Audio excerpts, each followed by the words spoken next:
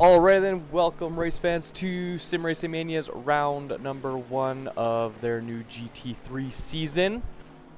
I see a couple guys already in the chat, Arturus, Michael, and Dastan XOS. Thanks for stopping by and checking out the stream. Unfortunately, for the two of you, you can't race due to work, and Michael, your poor PC has just decided to stop working for you. That's super unfortunate. But hey, like you guys said, you get to race or you get to watch the streams, so hey, all is well, right? Get to watch these guys have at her on Laguna Seca. One of the dusty tracks in the US of A. 11 corners, lots of elevation changes. Corners to watch out for are going to be going down into turn 2, the double left-hander, which we can see one of the drivers going in now. Another good one's going to be T5 coming back up the hill, and then the corkscrew is going to be one of those areas we're really going to want to keep an eye out just because of the hecticness that it likes to cause, especially in IndyCar. I know Roman Grosjean's first season in IndyCar, I saw a clip of him sliding his car sideways into the corkscrew as one of the guys comes through. Oh no, that's not the corkscrew. That's the turn. That's the kink before the corkscrew. Then we come up the hill. Slid his car through the corkscrew and pushed one of the other IndyCar drivers right off the track. So hey, it's gonna be fun to watch these guys try to survive. The hairpin, turn 11, the last corner, is also going to be another corner to watch out for. If you can get a really good exit, it's going to set you up really well for turn 2. The double left-hander at the start of sector 1. So the Andretti hairpin is this called. Who, also, Mario Andretti has the fastest lap time on this track in a, I just looked it up, it was a T, let me find it here, a T87 Lola. Mario Andretti has a 52.9 second lap time on this track. That is insane. Also, thanks to our sponsors, Hotel Blackfoot, or our sponsor, Hotel Blackfoot, for sponsoring the Tracksvr boys, Colin and Jack, who are both sitting in the garage at the moment because, you know, they're waiting for quality to start here shortly. Where the heck is Jack? Where did his name go? It was just here. Where did it go? There he is. They're just hanging out in the track. Unfortunately, I don't know what happened with the car skins, but Jack and Colin are still running the same skin. As we see the two future boys, Antirasi and Tomas Golab, sitting in their beautiful Porsches. Pedro Gomez, I think he's in a BMW. Let's just take a look and see what we can see here as he comes on the track. Yeah, he's in a BMW. And we have Michael Nizio in the Ferrari, Nikolai Bezrukov in that Weebmobile Mercedes. Uh-oh. Mada in the Bentley. Ben Sculian in the red future team car. Colin in the orange and white Corvette. Jacques Jormedia in the, I think is this on a stock livery? I think this is a stock livery for the Corvette. It hasn't come up with one yet, so. Andrea Zampini in the, that's actually a really clean livery. Renegade Racing, that's a really clean livery on that Audi R8. Valentin Iliev in the BMW. I think he drove the BMW last year. That is also a stock livery, I do believe. Matteo, the teammate of Andrea in the R8. Oh, that's such a nice livery. Jordan Schwartz. Oh, can't see his car. Hold on. In the other red Futura car. Jos van der Stern. Oh, he's got his livery fixed. Awesome. That is a wicked looking livery. Andy Birch in the Porsche. Camille, I'm not even going to try to pronounce the last name, I'm sorry. In that Ferrari. Massimo in the Corvette. Paolo Nucci in the R8. Jackaboy in Colin's livery. It's all good, Michael. Gives me a little more time to go through all the cars. It's all good. Flavio, this has got to be another teammate for the Renegade Racing team. Another BMW Arcturus, who was in the stream. Good luck, dude. Good luck racing. Francesco, another Renegade racing car. Vitali in another BMW. Dennis Vandeven in the other future green car. Mirko Fortuna in the McLaren. Holy, first McLaren we've come through. Oh, and then his teammate. I'm assuming this is probably his teammate. Andre in the other McLaren. Jonas Lagesson in Porsche. Oh, that's a cool livery. Online Sim Racers, OSR. That's a nice livery. McLaren. GG. I guarantee that's probably said wrong, but hey. Qualifying will be starting shortly, as you can tell by Michael giving me the prompts here. Appreciate it very much, dude. Colin fourth in the Porsche. Thomas Hotzel actually is going to be able to race today. I thought he wasn't going to. In the Discord said he wasn't going to be able to. In the Ferrari, Johan Carlson in the black and green Corvette. We saw him last week. Giuseppe Santoro in the plaid Porsche. That is awesome. That is amazing. Valerio Margarito in the... Oh, that's a nice Sim Magic. I'm assuming that's supposed to be Sim Magic. That's a nice looking livery for the Ferrari. Dino Faldetta in his Dino Sim Racing Mania Ferrari. Dino Faldetta, honestly, or ironically, I just found out, is the founder of Sim Racing Mania. So thank you to Michael Brooks for letting me know about that. That's a very good piece of information to have. So good luck to him. I know he probably doesn't go out to win. He probably just goes out to race and have fun. Berto Wall in another Porsche, and Jean-Michel Laurier in BMW. So a good widespread of cars, which is nice to see. Let's just quali starting. We're gonna have a little bit of a lag here while they qualifying starts. Also, Michael Brooks.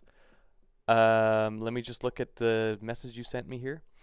Michael and Dennis Vandeven and Jordan Schwartz and Tomas all help run Sim Racing Mania along with Dino, who founded it. So thank you to those guys for putting on such an awesome series. I remember streaming it last season and it was amazing. The racing is always good, as you guys saw from last week. The racing is also staying that highly competitive. So good to know. And I was wrong.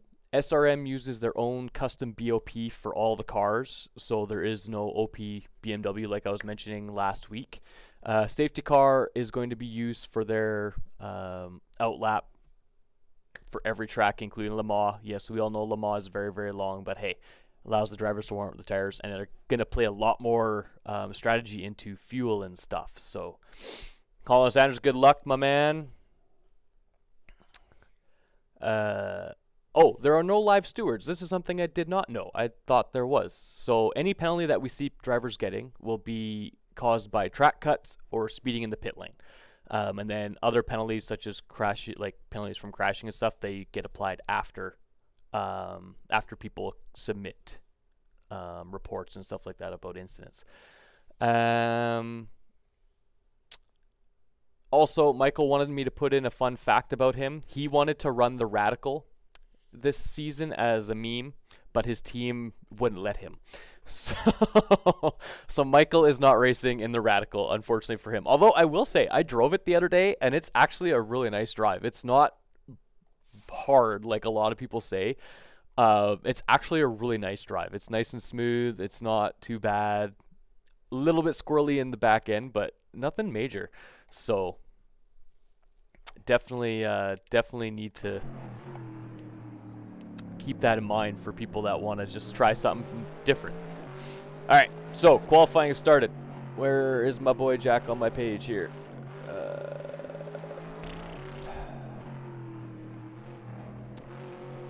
Tracksvr. There we go. So qualifying, 3 laps. You have an out lap to warm up the tires.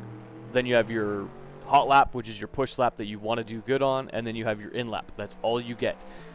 Anything over that, I do believe it's a disqualification. Michael, correct me if I'm wrong. I do believe it's a disqualification if you go over the amount of laps, or you don't or you just start at the back of the pack or start at the pits. I can't remember what the rule is. So Michael, if you could remind me what it is, that would be awesome. But Jackaboy and Colin are going to be doing their best. There are 36 drivers today. That is a lot of freaking people on track. So anybody that that is wanting some carnage, there is sure to be carnage today. I'm not going to lie to you. There is sure to be carnage. Also, qualifying is set to private. So as the drivers are out, they only see themselves. There's nobody else out on the track at all. It's just them. So if say I was looking and I saw that two guys were literally sitting on top of each other, it's because they can't see who's there. So Corrales gets a 19.9. It's going to be a hard time to beat. In one lap, a 19.9 is actually very, very quick in a one-lap qualifying. Let's see how Jackaboy does coming across the line here. Oh, where did he go? Currently sitting 6th place. Still lots of guys that got to go out and do their laps. Let's see, is Colin still in the pit lane? Yep, he's still in the pit lane. Let's go look at Nikolai in that amazing Weeb mobile. I love this car. It's the only Mercedes on track, and it's honestly my favorite livery. Let's see how he does. And as soon as Colin goes out, I'll check in on him. That's going to put Nikolai 2nd place by 4/100ths of a second. Looks like... Did Gomez get DQ'd? I don't know if Gomez got DQ'd. Here comes Mirko in the Fortuna. Where's that going to put him? Colin is still in the pit lane, so we're not quite... Oh, there he is. He's on his outlap now. Let's go watch him. Jack, still sitting 11th. That's not bad. Ben Sculian, who we saw from last week, is very quick. Sitting on pole with a 1 minute 20.4. I'm going to assume that Gomez's lap got invalidated for cutting the corner. I know the corkscrew. Oh no! I know the corkscrew is very, very picky as Colin comes up to it. Gets a little bit of air there, and as he comes back down the hill, getting a little bit of air. You can see that right tire up off the ground. Get all the way back over the right. Throw it back in the left-hander down this hill.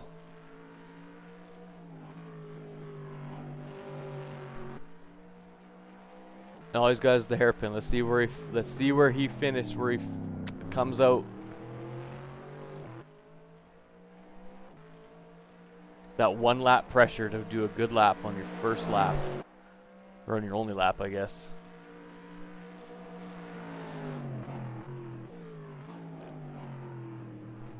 Okay, cool. So as Michael just said, if anybody's got the chat up in on their computer screen there, looks like Pedro lost connection. He had the fastest lap time of a 1:19.9, and if he does rejoin, his lap time should still stand. Jackaboy still 12th. He's hanging strong. He's still at 12th. Oh, I take that back. Tomas just comes out and schools everybody. He's like, I'm going to go a second faster than the next closest guy. I'll just do a 19.4. Jesus.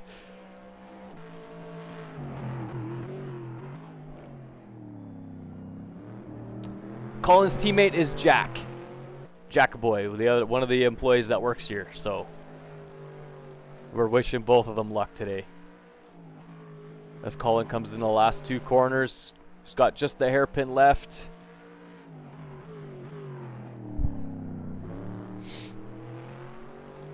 Let's see where Colin comes out here. Crossing the line. Boom. Colin up into P4. And it looks like... No, it's not a 119. It's a 120.5. Whoever tomorrow. Oh, come on. Okay. You know what? I'm going to say this right now. That's what Pedro and Tomas get for doing 119s in a one-lap qualifying. Pedro lost connection and Tomas's RF2 crashed. Yeah, that's what they get. They're too fast. Even their game is telling them they're too fast. Slow the freak down, guys. Come on.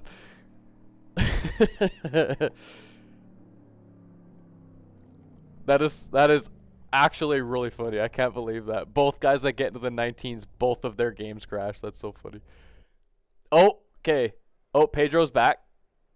Okay, so his time still stands, the 119.9. And then when Tomas gets back, that'll bump him down to second place. So currently, before Tomas comes back in, I think all the lap times have been set. There are a couple people that are still setting lap times, like Anti-Rassi, Jordan Schwartz isn't going to set one by the looks of it. Jordan Schwartz running back end stuff with Michael and all that, so not a lot of time. But provisionally, so far, Colin is sitting 6th, and Jacoboy is sitting 20th. Top 20 drivers get points. And then, as I found out from the driver briefing, it's 1 point for qualifying pole. Michael, correct me if I'm wrong. And 2 points for fastest race lap. So it's going to be interesting. It's going to be very interesting. This game is going to be a war of attrition. A lot of the guys thinking they can do a one-stop strategy. Just because it's not as many straights as Zandvoort was. Not a lot of flat-out sections. Where Zandvoort, most of the drivers were using between like 5.2 and 6.3 liters of fuel a lap. Here they're using between 4 and 5 liters a lap, so quite a bit less fuel. Anti-Rassi does a 120.2, putting him in 3rd place. Only getting that one lap, that one flying lap, is hard on some of these guys by the looks of it. None of these other guys want to go out and do laps. They're just going to sit back at the back of the pack. All right. Qualifying is basically over anyway, so if Tomas can't get back in before race start, I mean, they do have a little bit of a warm-up so the drivers can go and take a wash and break and all that stuff. So provisionally, Colin is sitting 7th, and Jacoboy is sitting 20th. And provisionally, your top 3... Yeah, that's what I figured, because he did that 19.4. If his game doesn't crash. He's too fast. His game's just going to tell him nope. Although, very unfortunate, because Tomas is an amazing driver. And it would be great to see a battle between the top 3 that we know can keep up with each other. They're very close in lap times. So, provisionally pole, we had Pedro. 2nd was Andrea, and Anti is 3rd. But as Michael said, if Tomas can join without his game crashing on him, he will be starting on pole, and they'll just knock everybody down one place.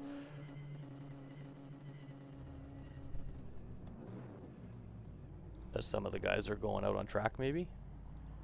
I hear engines running. I hear people driving. Oh, I hear people driving. I just gotta find the ones that are driving. But with that being said, I'm gonna go take a quick break. Thanks for the subscription, dude. That's awesome. As there's a big cluster in the pit lane. Or they're coming out of the garages to get onto the track. There we go. Like I said, I'm going to go take a quick break. I will be right back. And we'll see you in a bit.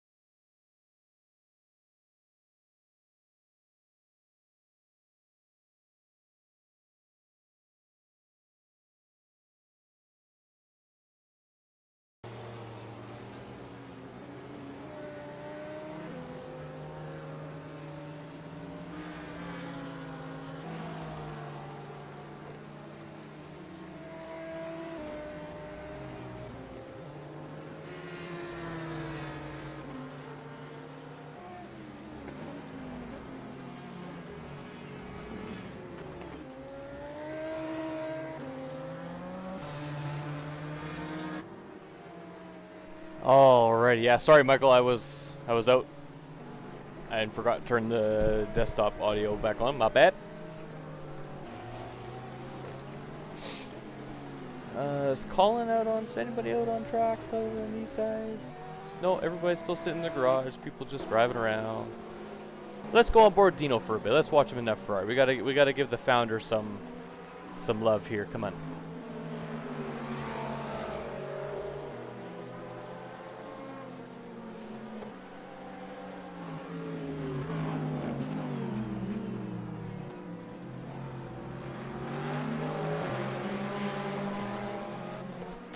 Hang on, that'd be awesome. I'm assuming you're from like Calgary or something, or not Calgary. I mean Edmonton or something. Jiminy Christmas.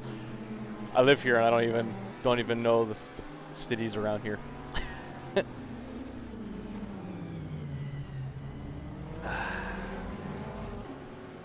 Hope you guys are all having an awesome Tuesday. Michael, obviously probably not the greatest because your computer's dead. You can't race, so I totally understand.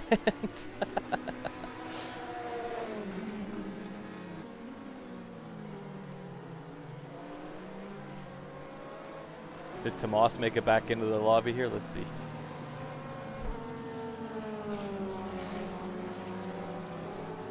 Doesn't look like he's back yet. He's having issues with this game. That's unfortunate for him. Oh well. Connection issues are the bane of every sim racer's existence. No!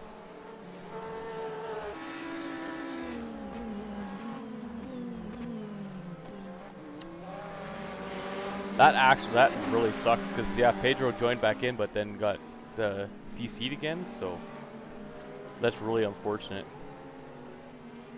Dino out just throwing that Ferrari all over the place.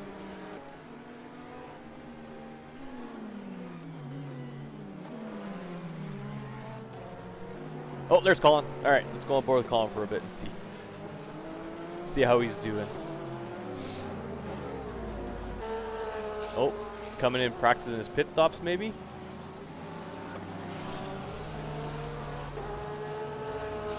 Oh, he missed his pit stop. That's a big no-no. As you watch the front end lift up and then the front end will go down. Oh, Jack Boy coming in. Both. I can't talk today. Oh my lord. Both Tracksvr drivers are coming in practicing some pit stops. Making sure they know where they're going.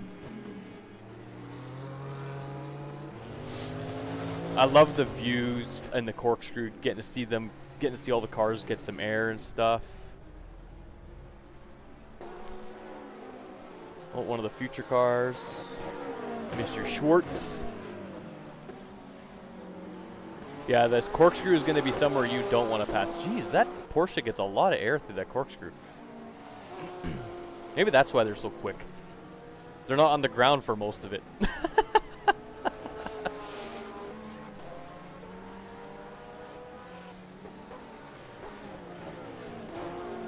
I'm going to assume race pace is going to be around the 21s to 22s. Yeah, it's really, it sucks. Honestly, it's, oh, Tomas is here. He's there. But is he going to be able to stay connected? That is the question. Okay, Colin's back in the pit lane, or back in the garage. Looks like everybody's just finding their pit stalls. So you're gonna miss this race and next race, Dastan? Not just this one? I mean, Le Mans is probably the best track on the... Pedro's loading in now. Okay, cool. Big crash!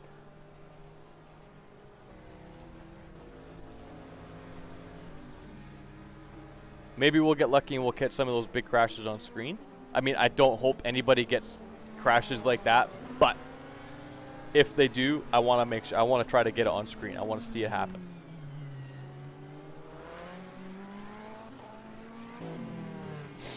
I really like the look of this R8. The two-tone with the green or yellow stripe down the middle is really nice. Lots of good liveries this year. And then you got the awesome plaid livery.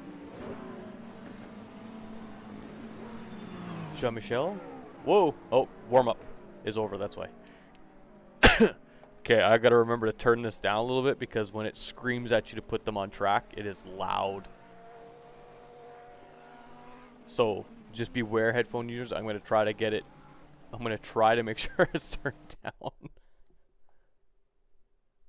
Attention grid, all non-essential personnel leave the grid now. Aha, I got it this time. Okay. Turn the cars back up. Alright. Okay, so Tomas and Pedro look like they are both going to be racing.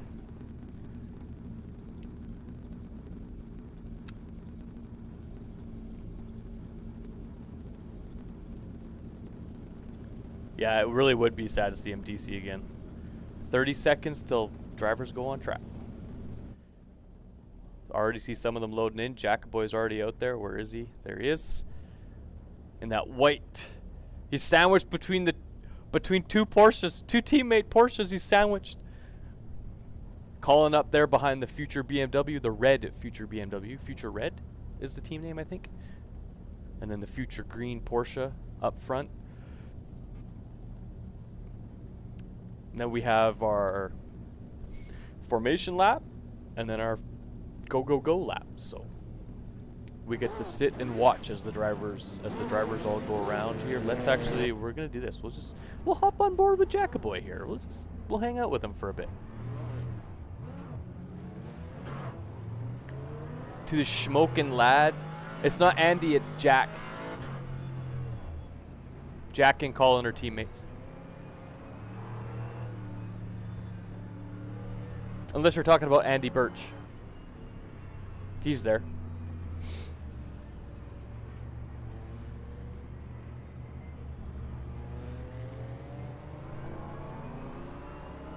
But thank you. I'll definitely let them know that you guys are saying good luck. I think Colin might actually have the stream up on his other monitor. So Colin might be listening to me semi. Or he might have the stream muted. He's just looking at it. Knowing Colin, he's probably got it up on his second monitor. Alrighty. This formation lap is going to seem so short this week compared to next week's formation lap at Le Mans. Although we'll get to see the nice scenery at Le Mans, I guess. We'll get to see all that stuff. That'll be nice.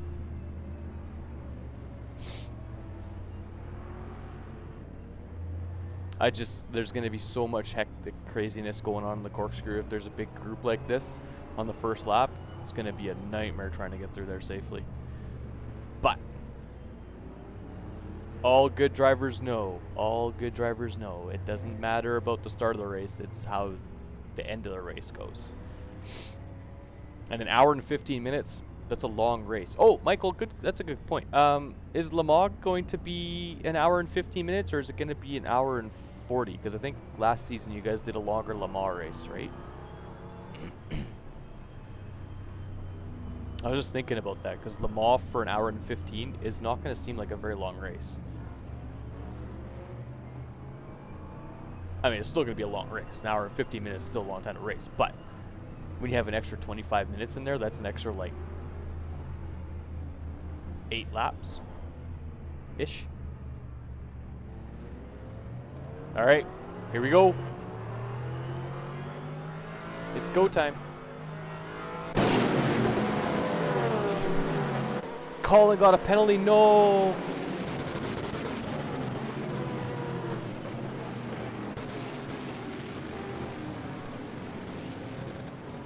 We just got to keep it clean. Okay, cool. That makes sense. That makes sense. I am going to have to turn down my graphic settings, I think, to make it not so glitchy. but I know that for next race. Just, it's loading in, it's trying to load in every car that's around Jack right now, so. He's holding strong. He's actually made up 3 places. Jack has gone from 21st to 18th in like half a lap. As we come into the fast kink. And then we climb all the way back up the hill towards the corkscrew. This is where things are gonna get interesting.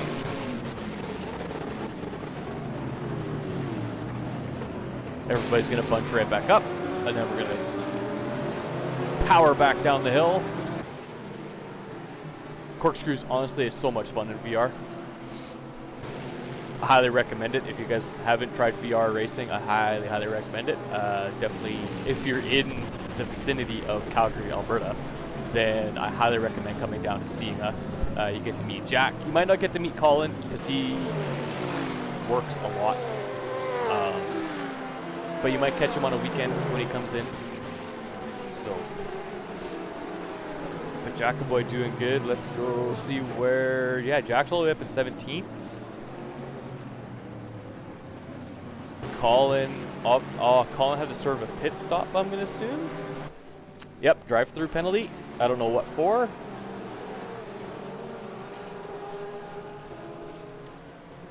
I'm gonna assume maybe passing somebody before the start-finish line. That's okay. He's got lots of clean air now. He can just drive. Battle for first. Andrea and Tomas going at it for first place with Anti-Rassi right behind it. This is a sandwich. Andrea's sandwiched between the 2 future cars.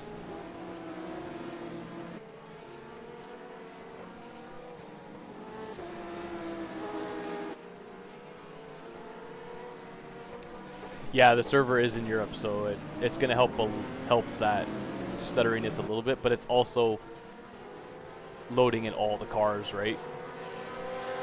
Because a lot of them are custom liveries, so they all get loaded in, and it plays a little bit of a role in how things are rendered. Lots of good battles going on.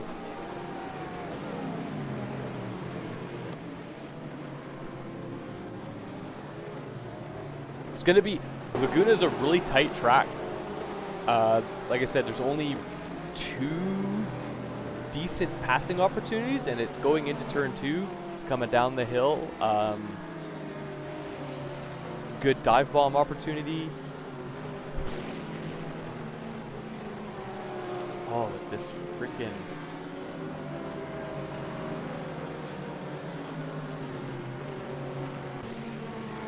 I'm gonna have to get moderators in here to delete these. Jesus. Actually, I can change that.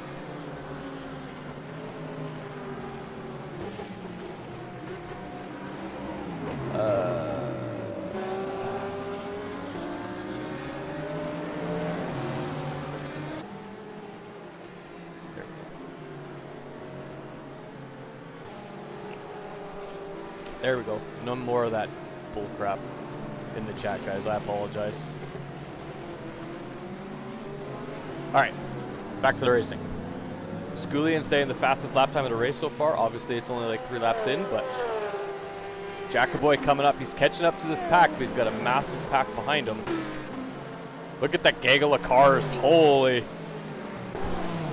Look at all these cars back here.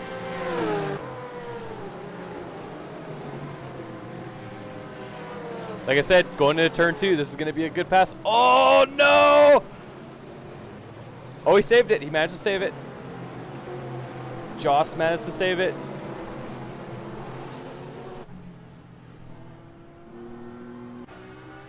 This is a really good battle, actually.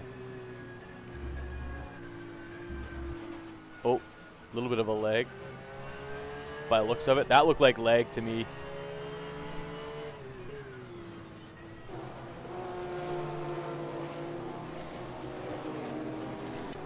Jackaboy is all by himself. Nice little drone footage of Jack's car. Well, I guess it's not really Jack's car.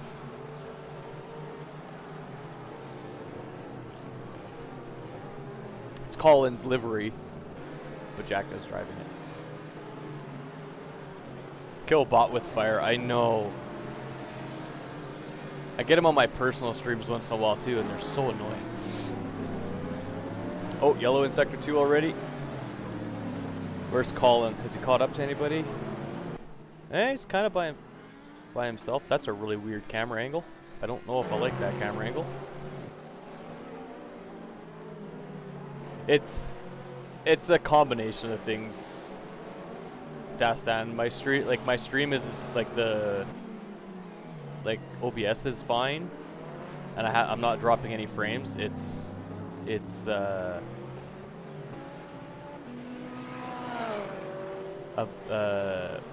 more just because there's so many custom liveries and so many different inputs being put in at the exact same time if I'm watching, because now I'm watching one card and it's fine, right?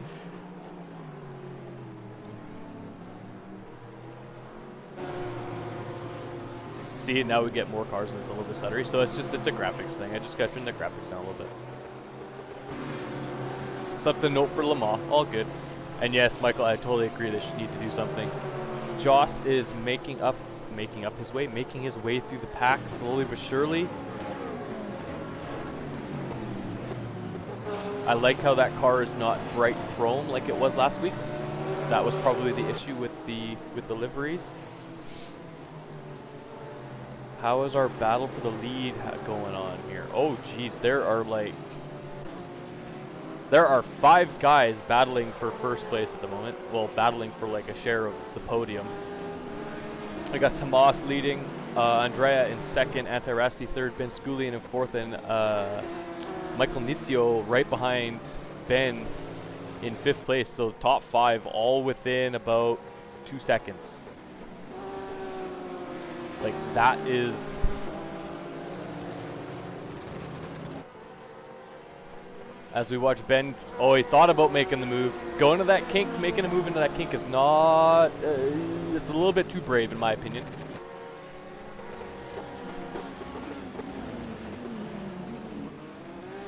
It's all the future. Okay, we need to, Michael, can you like BOP the Futura guys? Like, there's 3 of them in the top 4.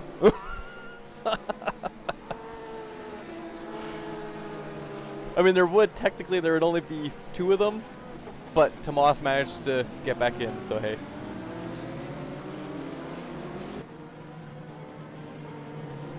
Jean-Michel, oh, here we go. The biggest cars on the track, the Boatley and the BMW, going at it. I gotta turn my headset down. I feel like I'm screaming into my. I hope my volume is okay, you guys. I'm not screaming like uber loud. Colin told me that I need to quiet down a little bit, so I apologize if I sound like I'm screaming at you. Van de Ven on the back end of Camille here.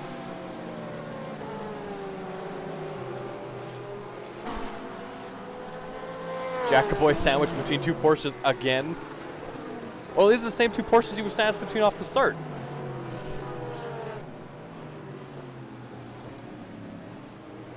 Oh, Pedro DNF'd.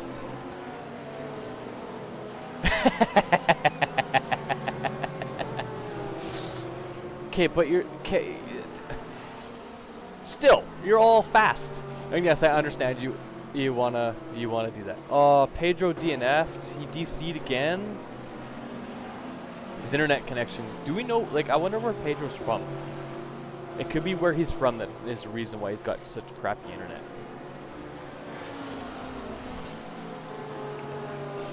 One of the Porsches crashed off there before the kink. It's going to give Jackaboy a free spot.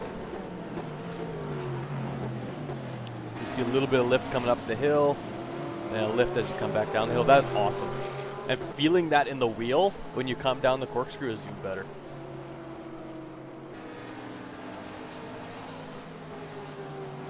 South America? It should be. Yeah, that makes sense as to why his internet is iffy. I've had the same thing when I've raced against guys from down there, and it's Schwartz trying to send it on the outside of turn 2. That outside line's not going to be where you're going to be making passes in turn 2. It's going to be the inside. You really have to force that other driver to stay outside or really dive in late. There's so many close battles. Dennis Van de Ven is still battling Camille here.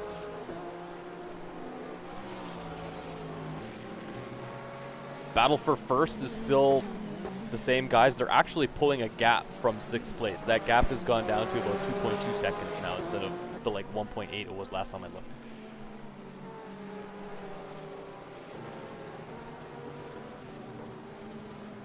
Okay, Jack is catching up. Jack's catching Pertil here.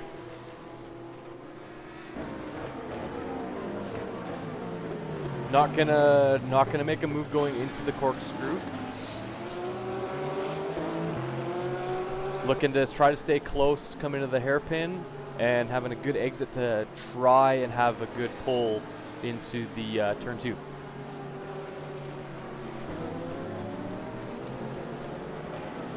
Colin's kind of in the middle of nowhere. All right, now we have the Jack's got the draft. That Porsche's got the draft of the McLaren in front of him, though.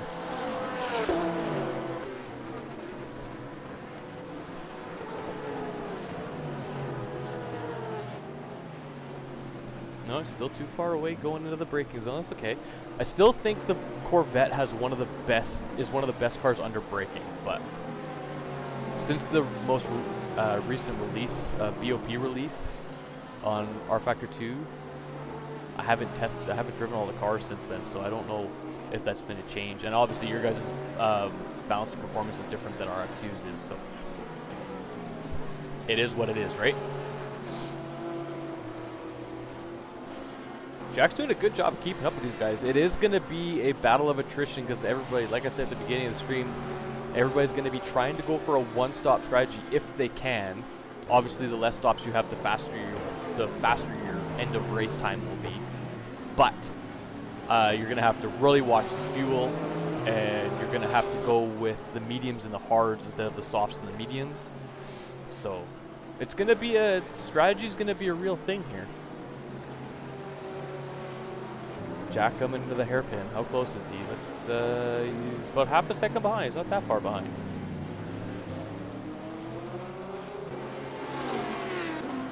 Looks like the Corvette's a little bit slower than the Porsche coming out of corners, but it can catch him on the brakes going into the corners.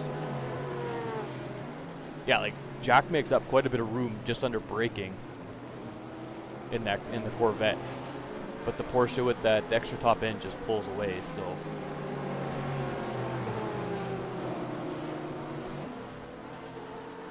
He's doing good though. He's holding on to the back end of that Porsche if he can. One lap it's going to take, and somebody's going to make a mistake.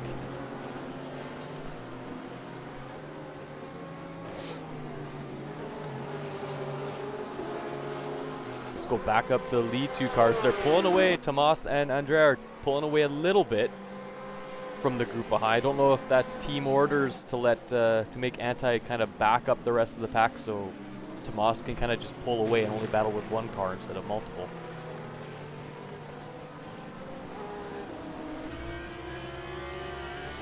This is a good little battle. They've been about the same distance apart the entire race. They've been about half a second apart the entire race, so that's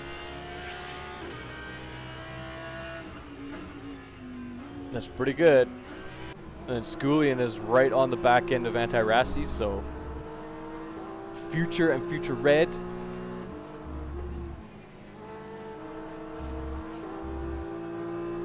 Oh no! Michael, I love this. I get all the little background information that I don't find out till after the race. It looks like Mirko Fortuna is gonna unfortunately get disqualified from the race for having a mixed tire compounds on the car, meaning he has 2 softs and 2 mediums or whatever kind of combination like that of tires, and you're not allowed to. You have to have one complete set, so all 4 tires have to be the same compound, be it soft, medium, or hard tires, which is very, very unfortunate for him. Of course, who was it? I think it was Anti-Rassi got DQ'd from the test race, and everybody had a good laugh about it afterwards. I don't really like that camera angle going into the corkscrew. That's not a good camera angle. I don't like it. Jack's up into P23. Colin up into P26 after serving his penalty early, but he's going to be on a fresher set of tires because he only had 1 lap of pushing. I still think it was funny. I love how we all had a good laugh in the chat. Jack's going to make a move on the outside line. I do believe this is Antonello Mastro in the McLaren in front of Jackaboy here, so if Jack can just stick on his butt, hang out there for a bit, he will easily be able to get past.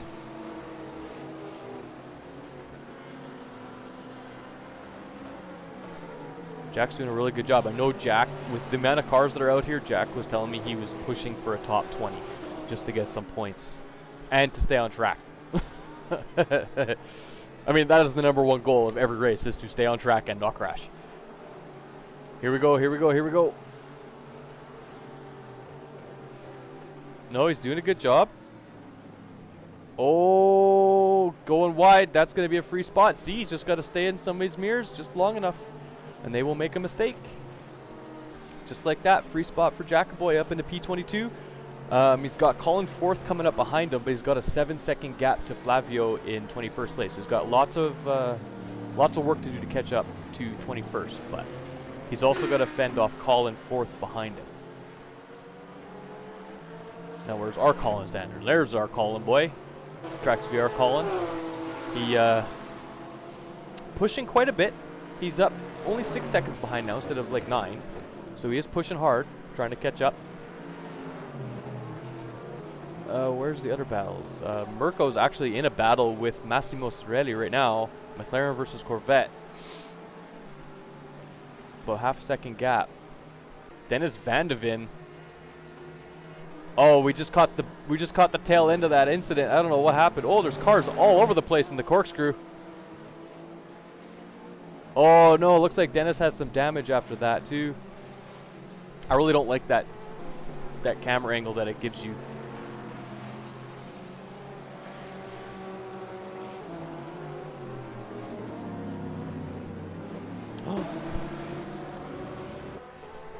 Thanks for the heads up there, Dastan. I didn't even see that. Too busy watching all the crashes and stuff. Anti-Rassi has made the pass on Andrea Zampini for 2nd place. Maybe that hanging back a little bit was to cool off the tires. Considering when you're in that dirty air for so long, your tires do heat up quite a bit. This is a good little gaggle of cars. This is 6 cars for 1st place. And they're all within 4 seconds of each other. So any mistake from any one of these drivers is going to cost them at least 2 to 3 spots. There's still a car off track in that hairpin. And I don't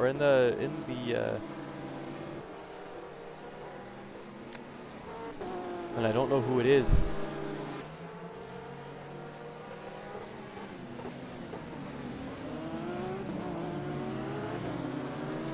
Oh, a little bit squirrely there from Rassi coming out of the hairpin. That's a good little draft train going on there, slipstream train. Is he gonna try it? Nope. Just letting him know he's there. Just letting him know he's there. That's a good little race for P1. Or I guess it's gonna be P2 now because Golab's gonna just look at him. He's just driving away. He's all for it. Jackaboy. Oh, Colin's caught right back up. He's caught up to Bertil here, so Bertil having more issues. Is that McLaren still there? No, the McLaren is gone now. Okay, good. Colin has caught right up to the back end of Bertil Wallen, so let's see if he can make quick work of him like Jack did. Oh, it was Mastro. Antonello was the one that DNF'd. Oh, he just let him by. Bertil must have damage or something. He just let Colin by, like, no problem. That was battle for spot too. Issues all over the place with damage and such.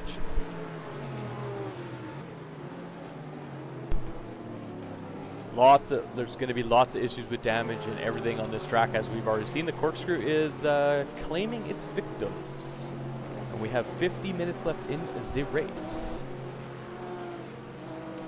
Yeah, Anti-Rassi is now, he's still battling hard with Andrea here.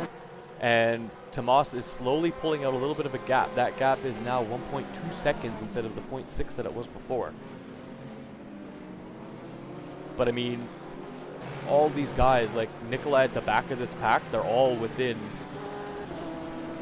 all combined from first to sixth are within 3 seconds of each other. That's like, that's a really good gaggle of cars. Oh, let's what? Mara Dinka with Jack Jordmania? That Bentley trying to take on that Corvette. He's got a really good handle on that Bentley, because that thing is a boat. It drives really nice, but it is a boat. It's so big to get around this track.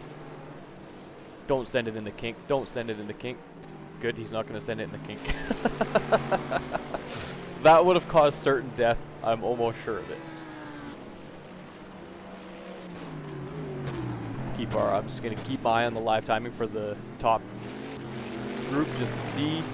Ben Sculian, actually we missed it again. Sculian made it past Zampini. Zampini's making a lot of mistakes. All that pressure. So now we have the two future Porsches, the team future Porsches in first and second, and then Ben Sculian in the future red BMW taking up the podium. So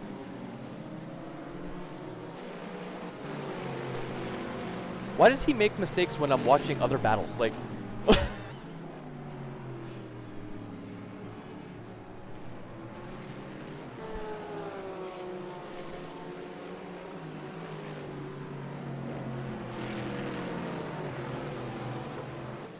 Team Future for the win. Didn't they win last season too? Yeah, Anti is just a hair slower than Golab. Not much, but he is a tad slower.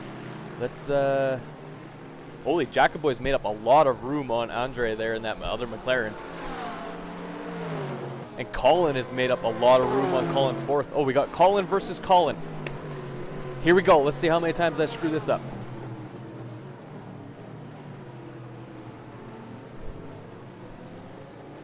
Oh, Sanders sending up the inside turn 2. That's what I said. That's going to be a good passing place. Gets the nice little cutback going into this fast right-hand kink. Yeah, good job. Yeah, he doesn't want to be on spotlight. Hey, that makes sense. Colin making that quick work of Colin fourth. Only took him like 3 corners. Turn 2, like I said, send up the inside, and then you're going to miss out on the right-hander just because you're on the outside of that corner, but you get the next cut back into the turn 4, and turn 3 or turn 4, and easy peasy. Now he's going to be working to catch up to Jacoboy. Jack throwing that Corvette over the corkscrew. Holy, yeah. He must have been a good 3 or 4 feet up off the ground. Holy.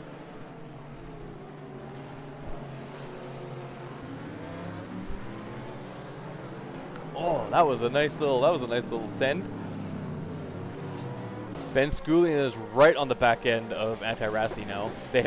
Andrea has made lots of mistakes. He's dropped down to a 2.5 second gap to 3rd place. So he's gonna hold up Michael Nizio and Nikolai Bezrukov behind him before they start making pushes too.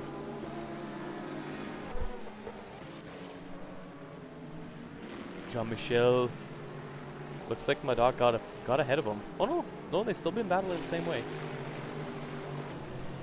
These guys are pushing for P7, trying to catch up to Nikolai in P6. Pit strategy is going to come in around between the 30 to 40 minute mark, I think. Something we need to start thinking about now. Another good little gaggle of cars. Oh, this is coming into lap traffic, sorry. But Dali's kind of in a little bit of a... Yeah, that's definitely what it is. He was doing a good job for a good portion of the race, and he's just starting to fall apart. Oh, he's pulled a little bit of a gap back. Jack and Colin are about half a second apart now, so I don't know if Team Orders is going to come out and let Colin by, or if they're going to work together to catch this gaggle and then push past from there.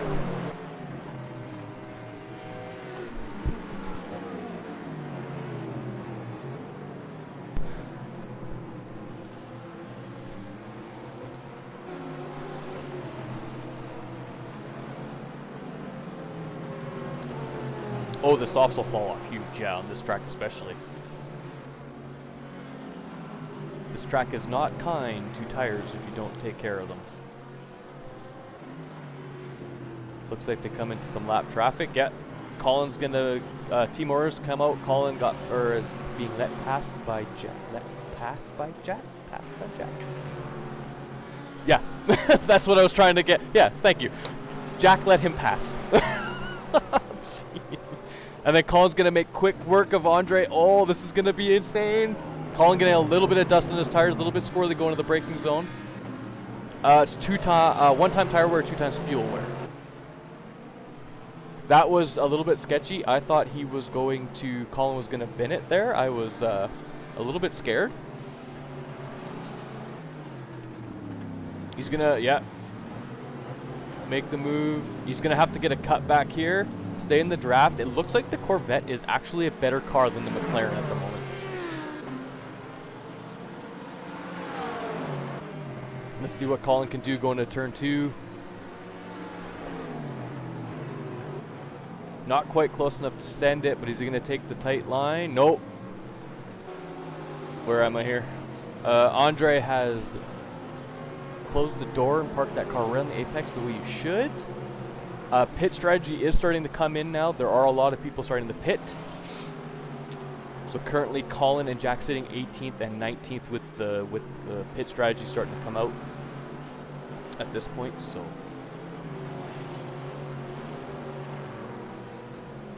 looks like I want to keep on this battle, but it looks like Andrea has actually caught back up to Ben Schooley, and he's putting a little bit of push in now.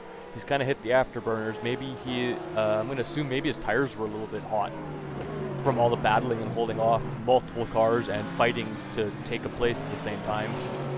So that backing off a little bit and being in some clean air is going to help the tires cool off.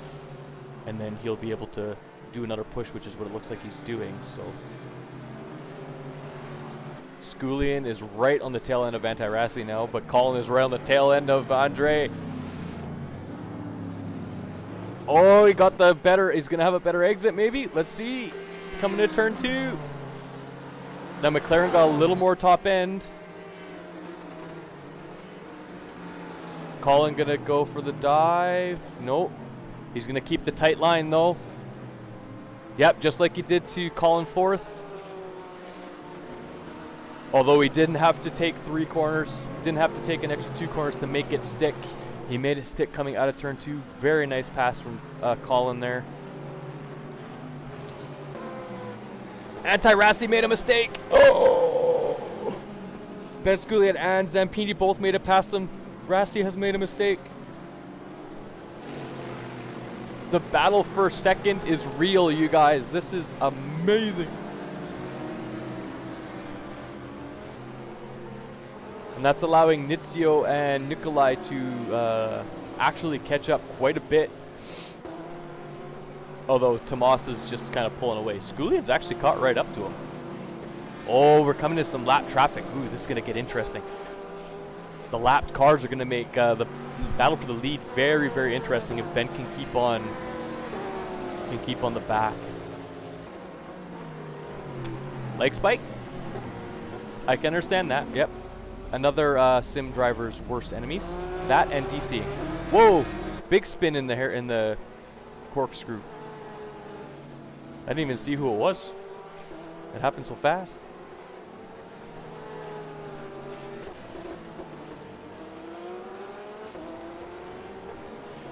Colin Sanders making quick work to catch up to Vitali there in 15th. This is going to be a nice little battle.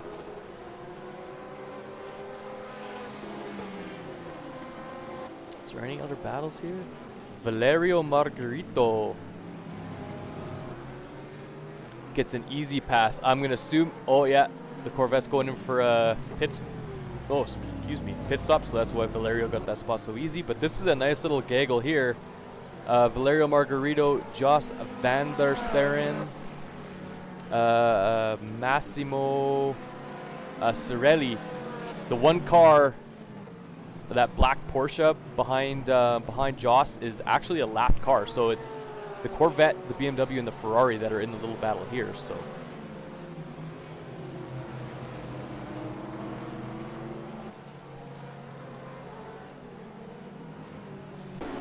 Nizio's on the back end of Rassi now. I told you the corkscrew is like gonna kill somebody. You come into that corner so fast. Ilyev and Fortuna have both DNF'd. That's how many DNFs we have so far? 4? We have 4 DNFs. Last race we did good. We only had like 4 at this point. Colin's on the back end of Vitale. It didn't take him long to catch that BMW. Holy, couple laps. Keep my eye on the top, on the top 3 while I watch Colin here. See if he can make quick work of this BMW. This is a little bit bigger of a car than the last ones he's had to pass. That Porsche and the McLaren a little bit smaller than the BMW.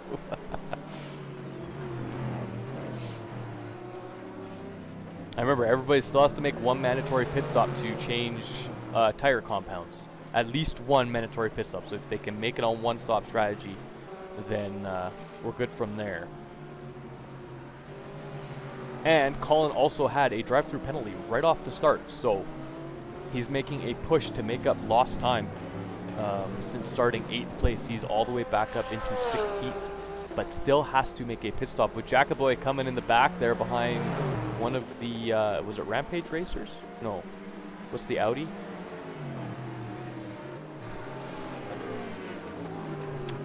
That must be a lapped car. That Audi is a lapped car in front of Jacoboy, so he's got a 1.5, 2 second gap to Andre in the McLaren in front of him. Tire is going to be a thing. Sculian has decided to come in for a pit stop. Go back on board with Colin here and watch this battle. So Sculian has come in, decided to come in for his pit stop now. Possibly another yellow in sector 3. Holy. Deciding to see if he can get the undercut or overcut, whatever it would be. I can never remember.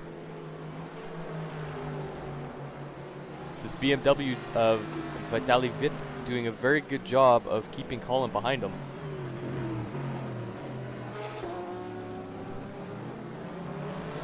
That Corvette getting so much air. You could fit a small child underneath that car when it comes over that hill. Of course, when I was watching Anti-Rassi and stuff, Anti-Rassi and Tomas earlier in the practice, yeah, they were doing the same thing. You literally looks like you could fit a small child underneath the car before it lands on the ground.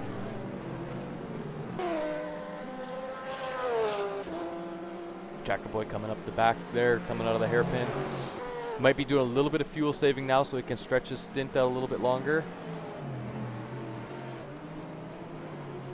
The lead is kind of separating a little bit. Tomas has got about a 7-second gap.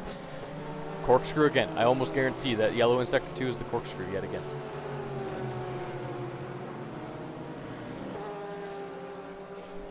Colin 4th. Oh, what was that?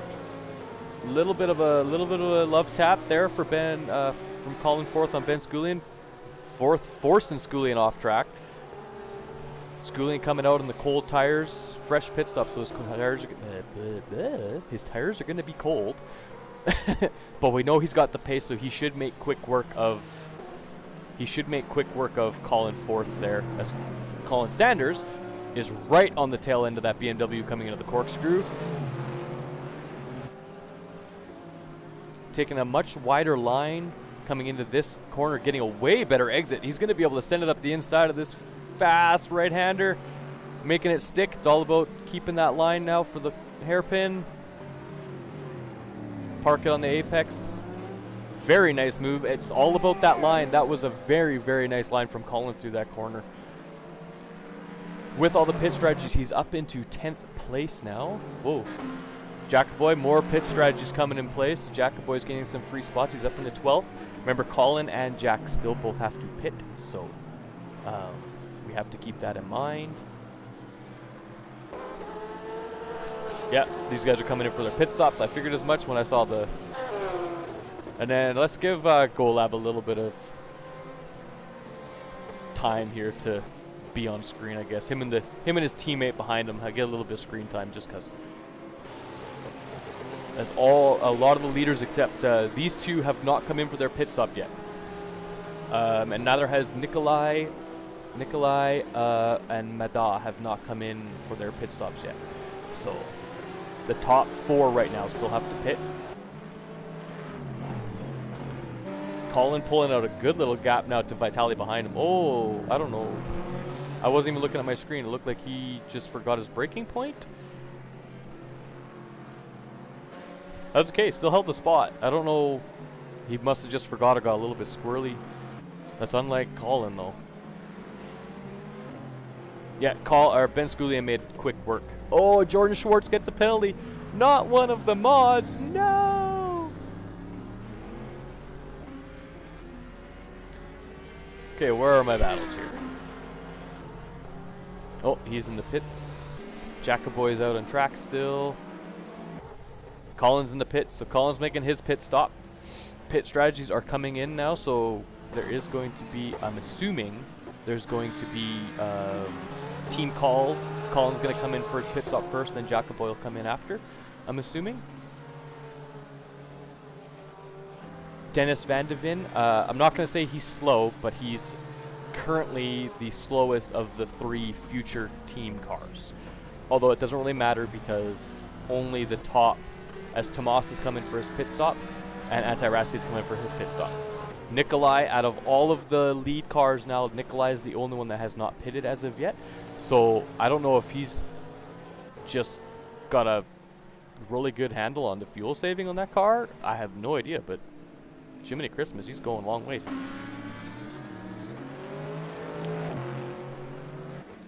Zampini's back out on track, and he's got Paolo Nucci 10 seconds, half a second up the road from him. Paolo just letting him by. Paolo going to be on worse tires, so hasn't pitted as of yet. I still like that Audi livery, that's really nice. Jackaboy's coming in for his pit stop. That means Colin should be out. Yep, see, told you. Now, the pit strategies should be basically over, I think. The one thing I really don't like about this track is the pit exit lane is so skinny. Valentin Iliev gets a penalty. No. I'm going to assume speeding in the pit lane or track cutting, because it can only be one of those two.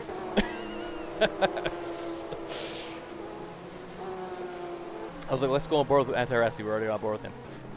Jean-Michel Laurier, right on the back end of Francesco Bernardi. We haven't actually had these guys on stream too much today. A little bit of Jean-Michel, but haven't seen Francesco. So we'll watch this battle. This is the closest battle on track so far. Oh no, that's a lie. Michael Nitzio's right on the back end of Tomas here. They're getting into a little bit of lap traffic, so...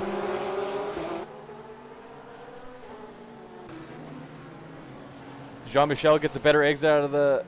What corner was that? That was the kink? No, this is the kink.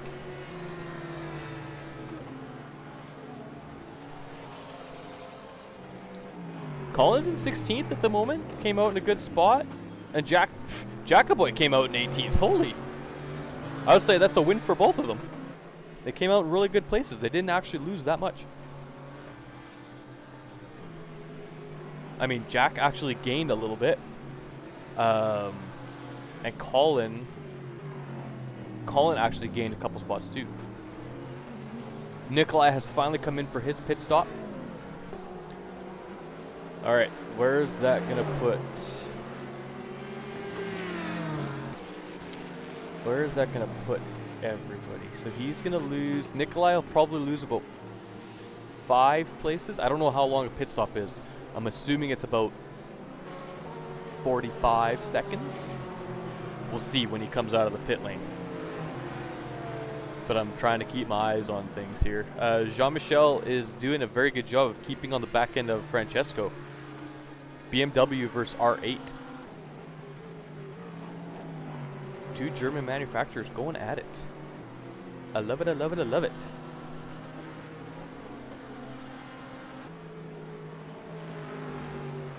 Okay, I was wrong. It's about a minute pit stop.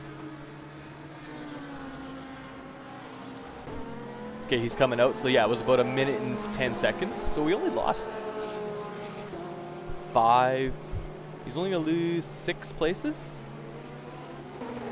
So he actually he's actually gonna lose a spot. Because if he pitted, oh no, he won't, because Paolo Nucci still has to pit, I do believe. This red and black R8, I think he still has to pit.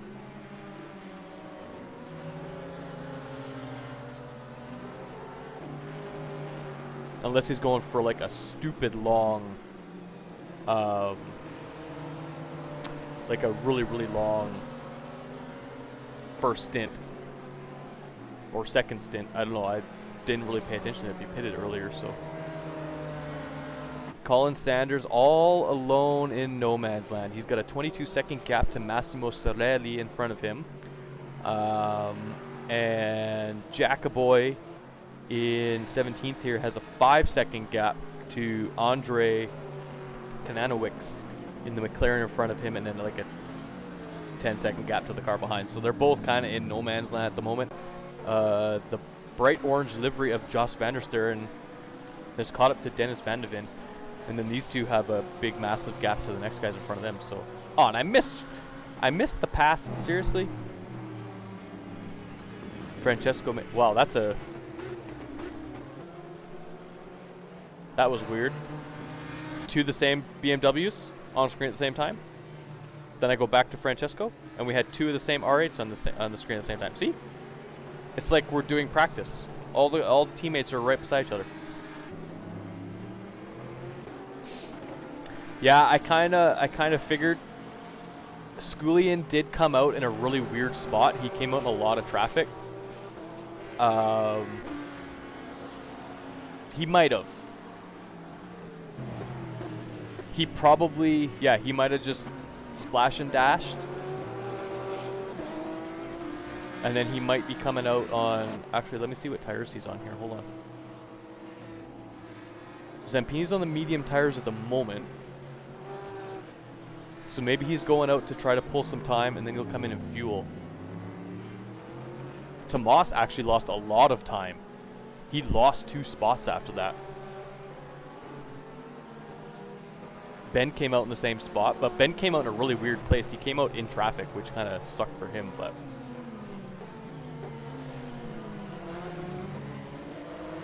Every time I look in the office, there's somebody else standing behind me. It's weird. Yes, you can do it in one stop, but it's a lot of fuel saving. Like I mentioned at the beginning of the stream, a lot of the cars at Zandvoort were using between 5.3 or something to 6.3 liters a lap, and now they're using on this track, because it's a lot of coasting, they're using anywhere from 4 to like 5.1 liters a lap. So it's basically a liter a lap less than what it was before. So if you really take your fuel saving in, you should be able to do one stop, because at Zandvoort they only had to do like a quick splash and dash in the last like 15 minutes. So, but we will see. 30 minutes remaining. Yeah, that's what I figured, right? Like, you just can't quite do it. You can't quite do a one-stop at Zandvoort. It's just there's too many high-speed sections where you're flat out, right? Anyway, on with Nikolai here. He's caught right up to the back end of Jormania there in the Corvette as they catch some traffic going into the corkscrew.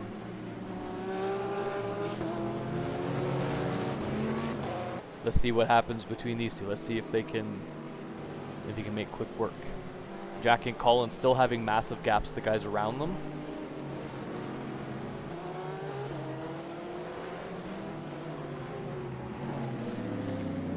Really crank that wheel. Really watch his drivatar crank that wheel. Okay, let's see what happens here. It's going to be going to turn 2. He's got the draft. He's diving in and out. He's got the inside line pretty stacked up. That Mercedes having a little more top end, and the draft definitely helping. Makes quick work. Quick work of that Corvette. Yeah, Zampini has a 10-second gap to second place, so I'm going to assume he splash and dashed. But I'm not 100% sure. I'm going to do this for a second. Just give me a second, guys. Just refresh the tower here. No, it still says he's there. I can't fix it. If he does have to come in for a second quick pit stop, it's going to be interesting. It's going to be very, very interesting. Tomas is 7 seconds behind Ben here. And he's got Nizio right behind him. So he's got a nice little pack coming up behind. So Tomas has just got to push. Push, push, push, push, push. Jacobo here, turn 2. Like I say, it's kind of in no man's land. He's 4 seconds behind Andre now instead of 5.5. And he's got an 8-second gap to the guy behind. So he's living life. He's all by himself. Just drive the car. Don't have to worry about much. And Colin Sanders is about the same. 10-second gap behind and a 15-second gap ahead of him. So the pit strategies are really making everybody spread out.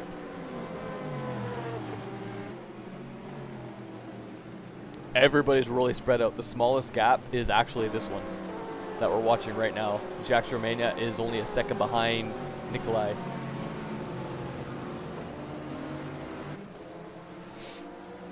You know what? Let's go right on board with some of these guys. Let's ride on board with Colin for a lap. Listen to the roar of that Corvette. Coming up the hill. This, not this part. As you come up the hill and come down the crest, this they count as turn 1. I don't know why. And then this is turn 2. This whole thing is turn 2. So apex, and then apex. Power out, use all the curb on the exit. Get all the way back over the left-hand side for turn 3. Try not to hit that deadly sleeping policeman there on the right-hand side. Using all the curb. And that's a little bit of a brake or a lift. I can't quite remember. And then you're flat out again. Coming into turn 4, the long sweeping left-hander, braking just before that last marker board there. Then we get the fast kink just under the bridge. Depending on your setup, I think you can do this with just a lift. I think. But most cars, I do believe you're going to have to brake just to get the weight transfer proper. Coming up the hill, braking just at the crest of the hill. All the way down to first or second gear and really throw it around the corkscrew. They come all the way out wide. Get that car to rotate and then get back on the power. And then we come into the right-hander of turn 10. Again, don't hit that sleeping policeman. Then coming into the braking zone for the hairpin. Couple ways you can take this. You could hit apex as normal, or you can late apex it. Depends. Late apexing is usually if you're trying to pass, but. And there's a lap of Laguna Seca, which is called WeatherTech Raceway Laguna Seca now instead of the Mazda Raceway Laguna Seca. They changed it a few years ago.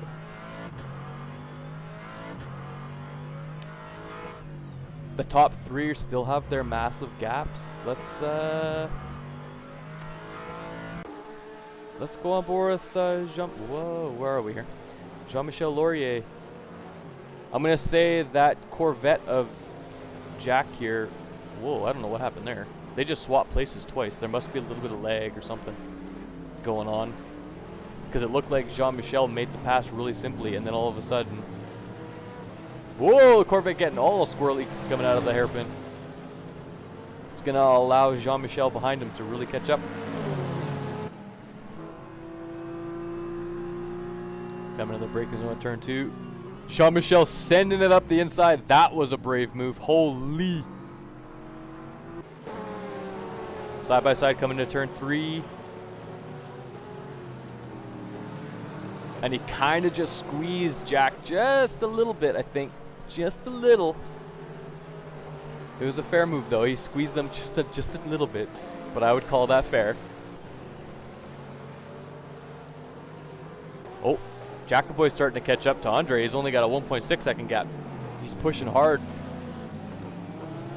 But he's also got some, he's also going to be under blue flags as the Tomas comes up behind him.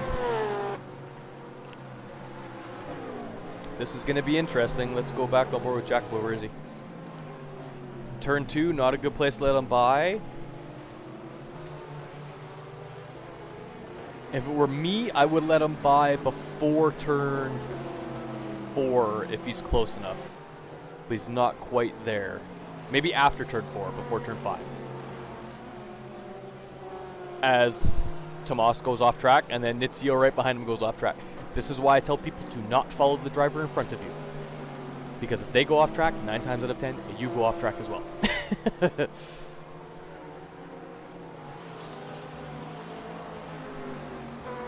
little bit of lag there.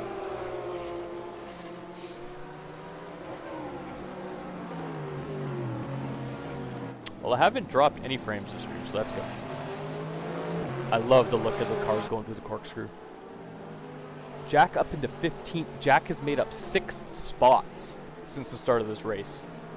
And he just wanted to get a top 20. Yeah, he gonna get better than a top 20. He gonna get a top 15 if he keeps driving the way he's driving.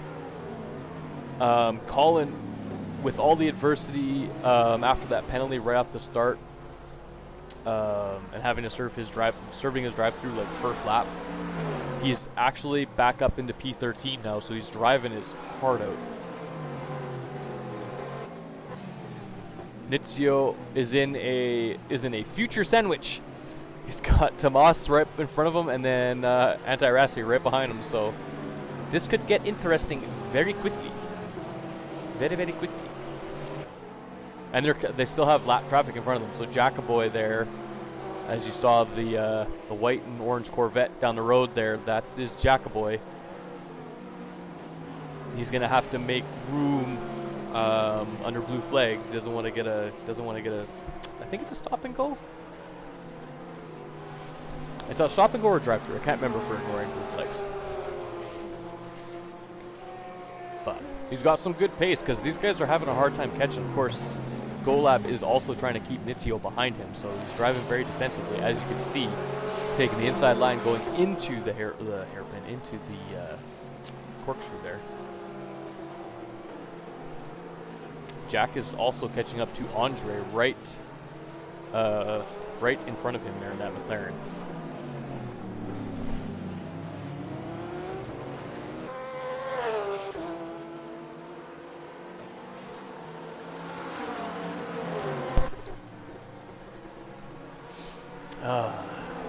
Okay, so if Zampini did splash and dash, he's been out there for a good 15 minutes.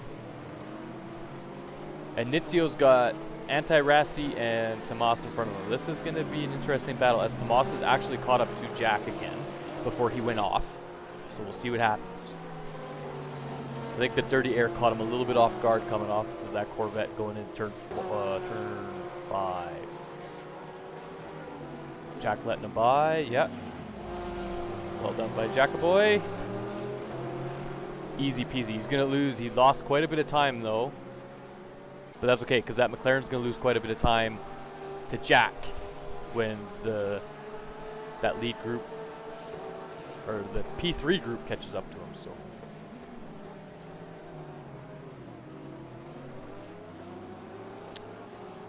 Colin's still not making any headway. Joss in that what used to be the bright chrome BMW, it's got quite a bit of pace in that car. Colin's not really catching up to him. Oh, Colin fourth. One of the Porsches. Got a nice little, he's going to be coming into a little battle with Bertil Wallen here in the other Porsche. This is the battle for P22.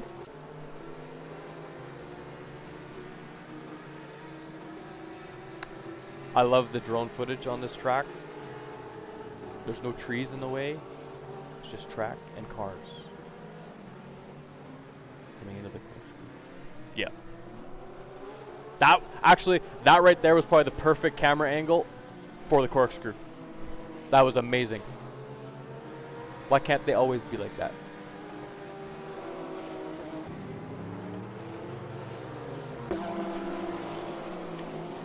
Tomas losing a little bit of time. All that lap traffic is keeping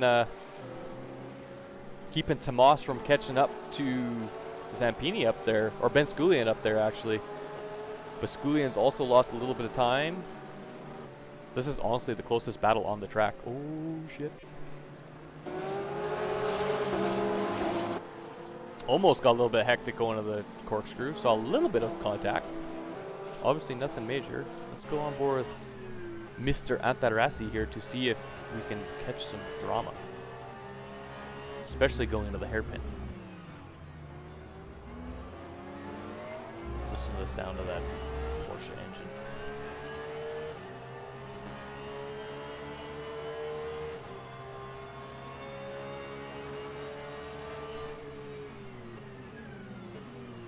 Nope, no moves here. Alright. Fine, be boring while I watch you guys then. All the action happens when I'm not watching. Why? Why do they have to be like this? That is a kind of cool sandwich though. It's like a reverse Oreo. You got the vanilla cookies on the outside and the chocolate on the inside.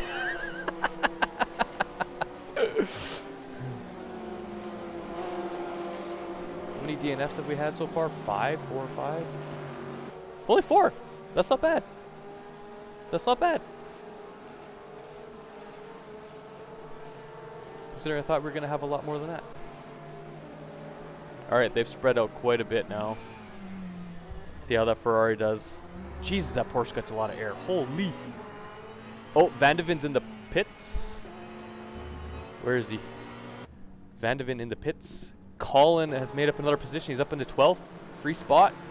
And he's actually pushing now. He must have been fuel saving. He's actually pushing hard. He's brought the gap from 17 seconds to 12 seconds to Jos van der Steur there in the BMW. So this is going to be, if Colin can push.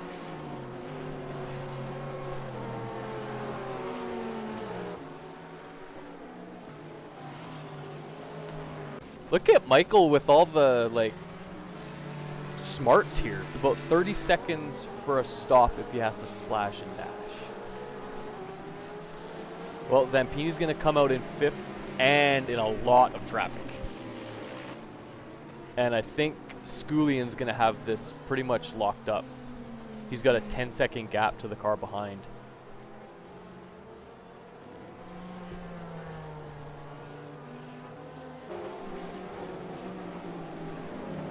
Oh, this is a battle here.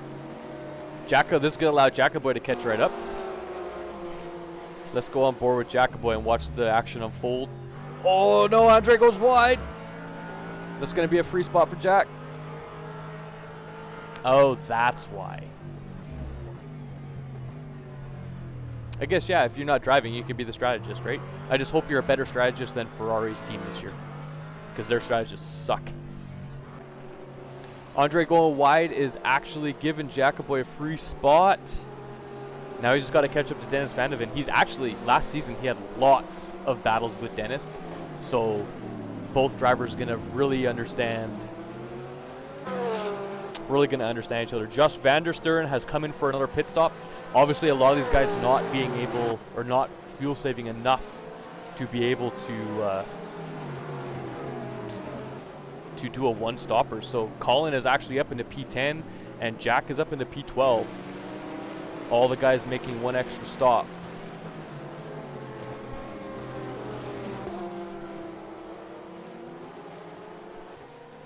Anti-Rasta. This is the battle for P3. As we hop back with Jackaboy. Battle for P11 with Dennis Van de Ven. The 1v1 battle. Let's see. Two great looking cars.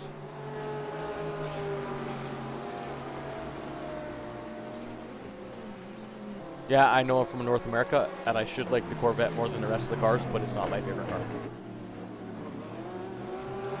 I like the Aston Martin McLaren. I'm a British car guy.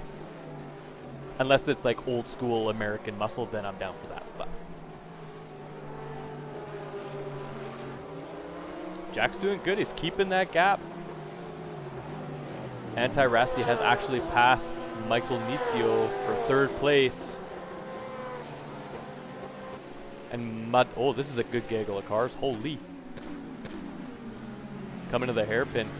Madad Dinka is actually run the back of Zampini here. This is the battle for 5th.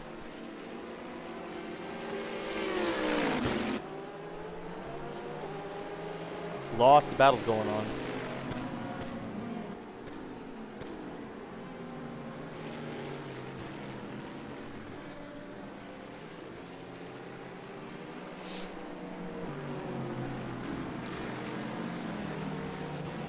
Go back on board Jack. He's caught up to Dennis. Showing that Corvette is still competitive on this track, even though a lot of people were like, it's probably not going to be the best. That amazing drone footage coming up into the corkscrew. Oh, lap traffic going into the corkscrew. Oh, Lord. Takes out Dennis Van de Ven in the corkscrew. A lapped car ruined it all. No way. Who was it? I don't even know what car that was.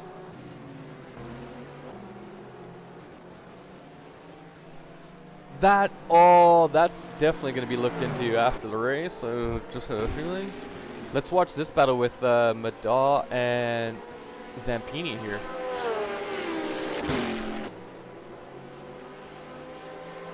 The Bentley, the biggest, fattest car on this track right now. And the Mada is the only one driving it. Yeah, Ben is just pushing now. He's got a 13-second gap to Tomas. Ben's just driving away. I think this race is Ben's unless he really makes a mistake.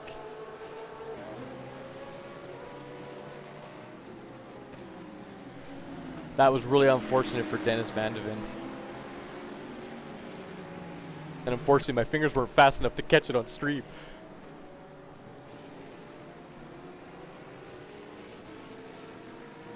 This is a nice little battle, actually.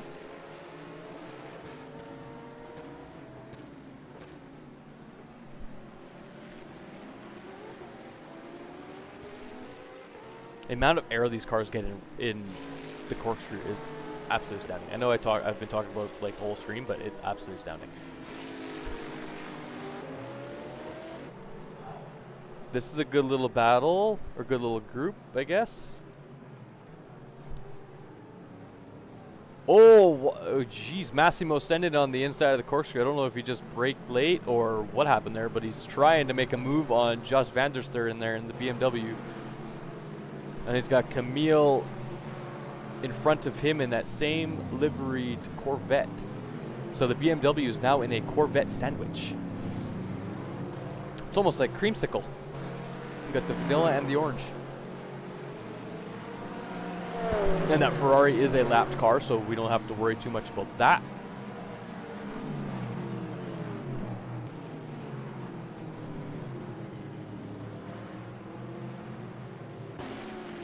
Let's go back on board with this battle here. Yeah, Ben is just driving away with the race. He's actually pulled quite a bit of time on Jack Jormania in front of him. He was about a 32-second gap when he first got into 10th place. With those other guys doing their last pit stop, but he's down to 26 seconds. He's not going to be able to pull it back in 10 minutes, I don't think, but he's definitely going to push. And Jackaboy is starting to pull out a little bit of a gap to Andre and that McLaren behind him, so that gap about 1.5 seconds. Still not enough. You don't want to be making any mistakes, but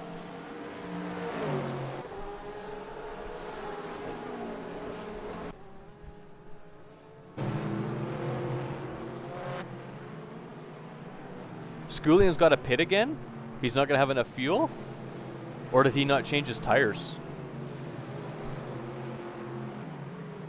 Oops. This is what I want to click on. Are you sure he's going to have to pit again? Maybe that's why he's pushing so hard. Jean-Michel is in the pits. That's going to be another free spot for Colin and Jack. Paolo Nucci is right on the back of Andre now, so Andre is going to have to worry about defending instead of attacking. Ah.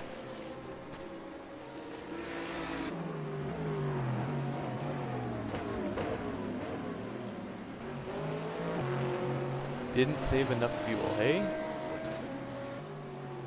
Is Jack going to get... Yeah, Jack should gain that spot on Jean-Michel.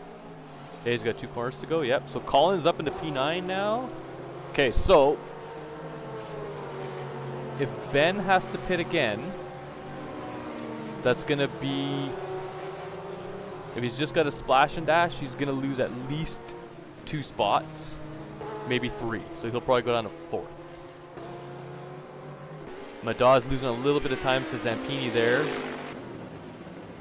Battle for 5th is kind of split up a little bit. This is our closest battle right now. Paolo Nucci and Andre Kananowicz. R8 versus McLaren. Yeah, poking his nose, letting him know he's there.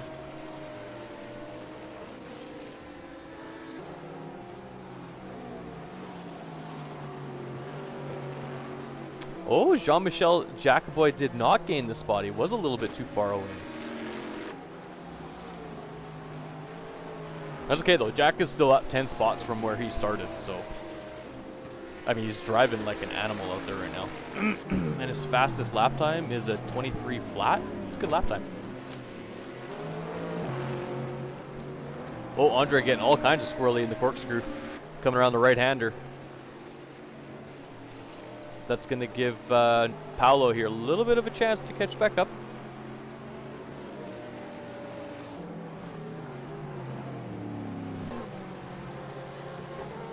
Ben's still going. He is losing time though. I'm going to assume he's probably fuel saving now because he is losing time. Like he's losing a lot of time.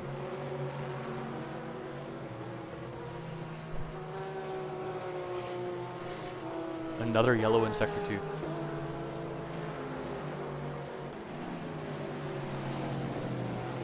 It's all the corkscrew. Everybody just forgets to brake for the corkscrew. Oh, Francesco Bonardi on Dennis Van de Ven. Here we go. This is going to be a good fight. That R8 looks mean.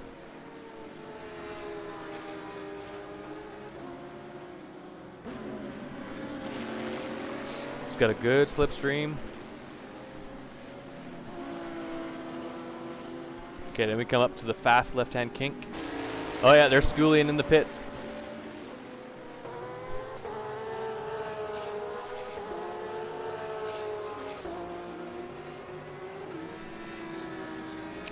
Yeah, he's going to lose at least 3 spots.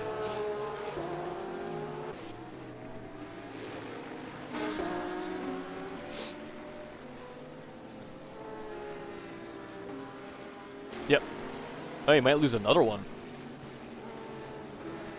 Ooh, Jean-Michel with the fastest lap time of the race, 120.9. That's going to be worth 2 points if he can hold it. 2 points? 1 point. 2 points. Full send up the inside by Francesco there. Let's see if Dennis can make a, I want to say a retaliation going into turn 2. He's definitely going to full send it. I don't know about that line though. Maybe that's what he was going for. And then he late breaks it and actually gives the spot right back. Francesco doing the smart thing and just racing his own line. Makes that stick no problem.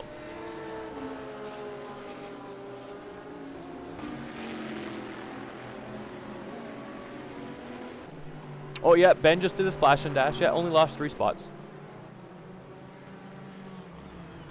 So currently your leader is Tomas, then Antirassi in 2nd, and Michael Nizio in 3rd place. And I think he's got 3rd place locked up because Mr. Schoolian is about 10 seconds back behind him down the road. A little bit squirrely coming out of the hairpin there. That's not going to help him much.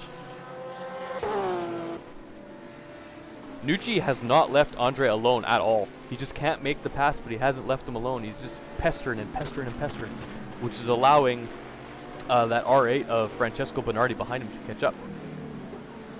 Unless he makes the move stick, he forces Andre wide and lets Francesco, or opens the door for Francesco to pull up right beside Andre, easily making that pass coming out of the hairpin. Oh, but Paolo going wide in turn 2. Francesco making a push on the outside. Ah, he's got it. Yep, easy. Nucci had to give up that spot. Just didn't have the speed to keep up coming around the corner. Oh, another DNF? Lagesson DNF'd? No way. So that's 5 DNFs this race. That sucks. I can't believe Pedro DNF like right off the bat. He only did like a lap and then he DNF. That's not good. Poor guy. It's a good little 3-way battle actually. Dennis Van de Ven in the back in the Porsche, and then he's got the McLaren of Andre Kananowicz, and then the R8 of Paolo Nucci just up the road there. This is the battle for 13th. Tomas is on a tear. He has lapped everybody from P10 back. The leaders just driving their hearts out. And they're all evenly spaced. First and second are 4 seconds apart. Second and third are 4 seconds apart. Third and fourth are 5 seconds apart. Dennis sending up the inside of Andre. Andre must be on very old medium tires. Has no grip coming out of some of these corners. That Porsche of Dennis Van de Ven looking very strong.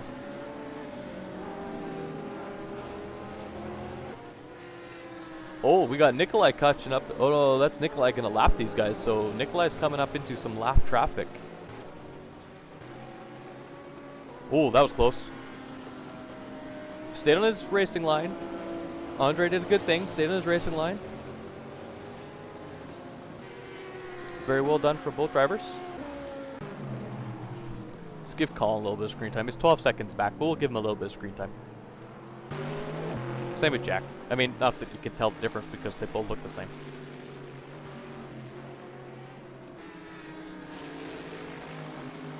So with 2 minutes left, we're gonna get.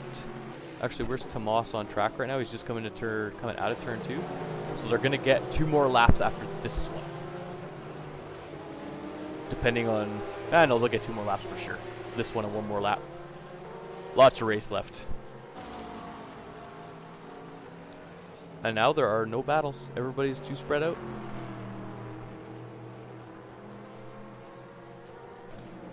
Let's go on. Actually, let's go on board with Tomas and watch a lap of Tomas. Let's go on board.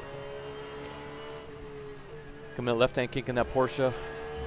Use all the curve that you can on the outside. Get all the way back over to the left. Straighten this line out. Braking before the crest of the hill. Nice and easy through the first part of the chicane to have a better exit out of the second part of the chicane. Probably could have taken a little bit wider line there to have a better exit down here, but all is well. He's got lap traffic in front of him, so he's just playing it safe. He's got a big gap up the inside. Good job by the blue flags, letting them pass, no problem.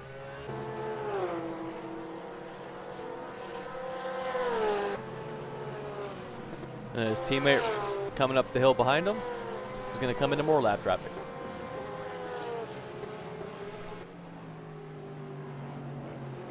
Colin is up in P9, Jackaboy P10. Look at that. Both Tracksvr cars in 10th place. Oh, Jean-Michel, what happened? Got forced a little bit wide there. There's a massive gaggle of cars. Haven't seen one of those for a bit now.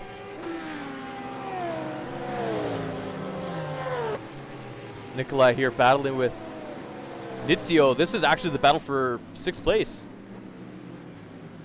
Giving him a little bit of a bump.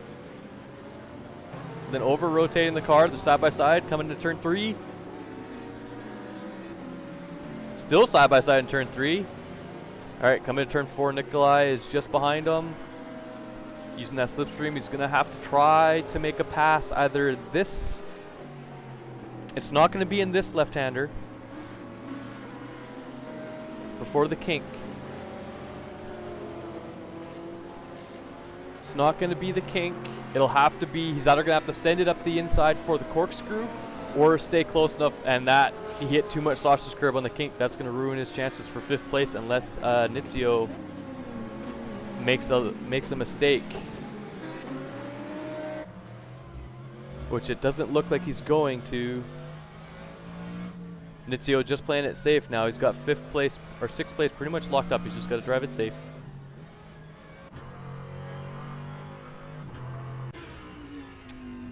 Alrighty, so we got Tomas taken first.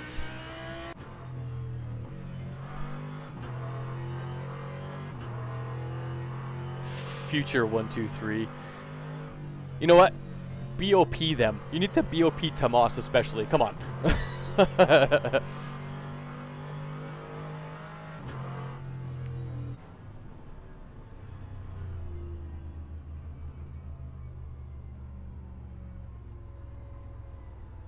Alright, so it looks like Jackaboy finished 13th. Colin's gonna finish P9. It's a good two top 15s. Like, can't complain. And your winner is Tomas Antirasi in 2nd place, Ben Sculian in 3rd. So as Michael said, Team Future 123. BOP all 3 of them. we gotta make it easier for the rest of the guys out there. Come on. No, it was good racing from everybody. Yeah, there's incidents here and there, but honestly, you can't complain. Both those Tracksvr cars on the road together as their usual end of race celebration. I don't know. I think just by listening, because I can hear Jack out in the venue there, I can hear him, and it sounds like he ran out of fuel just at the end and lost a couple of places just at the end, which is unfortunate. But hey, I mean, he just wanted to go for a top 20. He got 13th, dude. You got top 15. Like, if it were me, I wouldn't be complaining. You stayed on track. You stayed alive. Nothing happened. And then Colin, yeah, he got a penalty early on, but he only technically, over the entirety of the race, only lost 1 place because of that penalty. So cannot complain whatsoever. But that is going to be it for the stream today, guys. I hope you guys enjoyed it. I sure did. It was awesome, as the game is going to reset here in a second, I think. I hope you guys enjoyed it. I sure did. Congrats to the top 3, Tomas, Anti, and Ben. Fantastic driving, you guys. That was awesome. Everybody else, we watched battles. You got some screen time. Everybody else that was not causing incidents, great driving. Those guys that got DNF'd, honestly, I feel your pain. I've been there multiple times.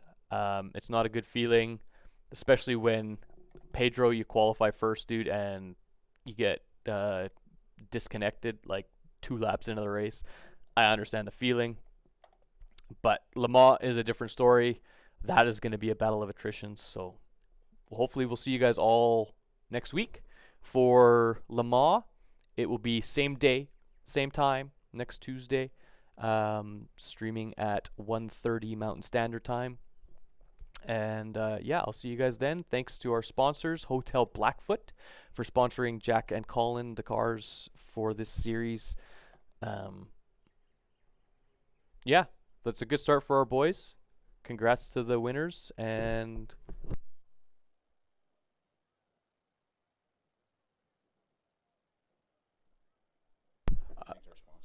yeah, just briefly so you can do it again. I'm going to let Howard, the owner here at Tracksvr, say a few words. Thank you, guys. I will see you guys all next week.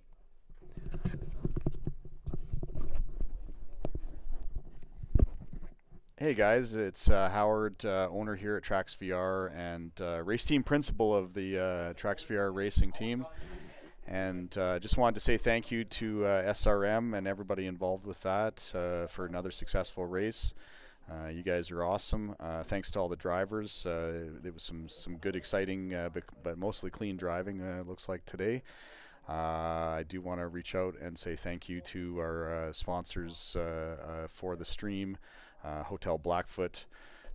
Thanks, guys, and hopefully, if any of you do come into town from Europe and around the world, stay at the Hotel Blackfoot, and definitely come down and see us here at Tracksvr. It's always fun to watch the competition that is out there, and we certainly enjoy taking part. As all of you know, it's not easy doing sim racing at home, let alone in a business. So yeah, everybody, lots of hard work involved, and we all appreciate that. Hopefully you guys take care, and I look forward to seeing you. I might commentate on the next stream, so we'll see you in a week's time. Ricky, how do you want to end off? Hey Rick, I'm done. How do you want to end off? Alrighty. Alright guys, like Howard said, thanks so much for watching. Thanks to our sponsors, Hotel Blackfoot. We'll see you guys next week at Le Mans. That's going to be an awesome race. I love Le Mans. It's an awesome track, one of the best tracks to race on, so definitely tune in for that. Thanks to Michael, thanks to Dastan. Who else joined in? Who else was here? Hang On, thanks for joining. And I think somebody joined, like Arcturus. Chatter said hey right at the start, said good luck. So thanks for jumping in, guys. We'll see you guys next week. Ciao.